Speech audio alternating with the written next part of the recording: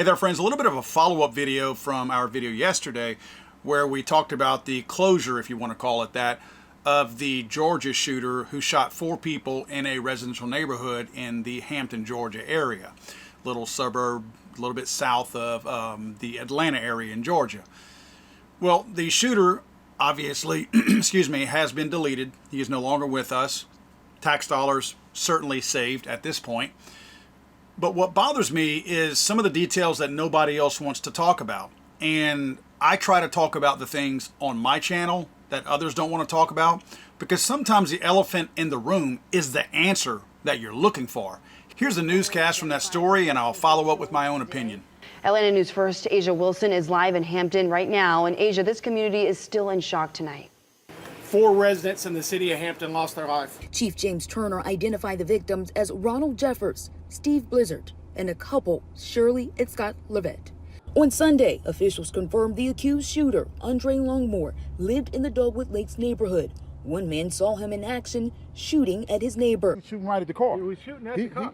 As soon as I opened up my window, I seen his arms in the air. I said, okay, I'm just missed the shot. When he came back down, he focused again. Today, I also spoke with the suspect's aunt by phone, who says her nephew served in the military and had mental health issues. Did you notice anything maybe coincidental, or some things that matched and some things that didn't match? I did. I can't help but think of a dog whistle that has been sent out to people who will blindly follow the Biden administration. More specifically, people who are unhinged. It does appear to me that this shooter in this case had a screw loose. Obviously, something was wrong with him, clearly. No matter what, this guy was not all there. Those are typically the kind of people that you can manipulate mentally more than anybody else. They are followers. I know a lot of the wackos on the far left are definitely followers, but these kind of people are more the dangerous kind of followers. And what I mean by that is, because they are a little bit unhinged and not really all there, they're more apt to believe in the really unusual stuff that you program into them. In other words, a newscast may say something that is sarcasm. Maybe they're saying it tongue-in-cheek or something like that. But these people are taking them in some cases extremely literally. So when you have a president like the guy who's sitting in the White House right now say things like this: the most dangerous terrorist threat to our homeland is white supremacy. And I'm not saying this because I'm of the black HBCU. There are those who demonize and pit people against one another. And there are those who do anything and everything, no matter how desperate or immoral, to hold on to power. By him saying those types of things, he's sending out a dog whistle, whether they realize it or not. They're directly impacting these types of people who already are very unhinged and I guess looking for marching orders, if for lack of a better phrase.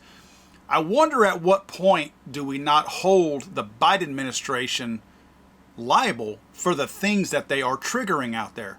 Because I don't think it's just a coincidence that we see so many attacks against people who are not people of color right now.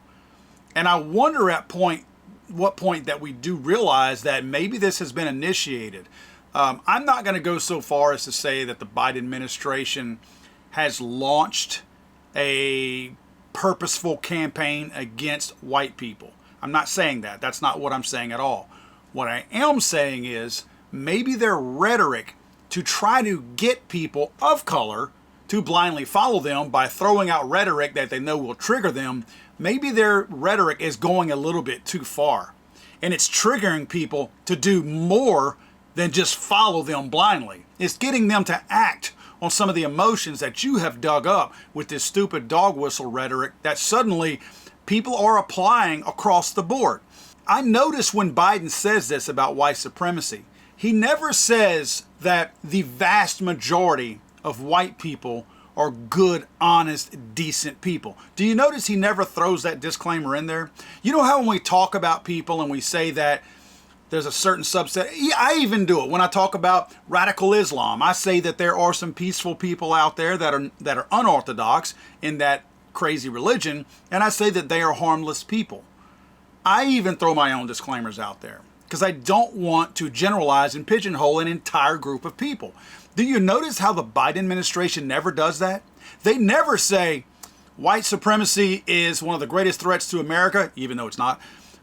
But they never follow that up by saying, and I want to make sure that we all understand that probably every single white person you meet out there is a really good, honest, decent person, that there is a tiny faction of a 0.00% of people out there who are bad and blah, blah, blah, just kind of going along the line. You notice how they never put that disclaimer out there? They never do. They never clean up their own mess. So by doing that, I mean, this is the President of the United States, right? He's a leader of the free world.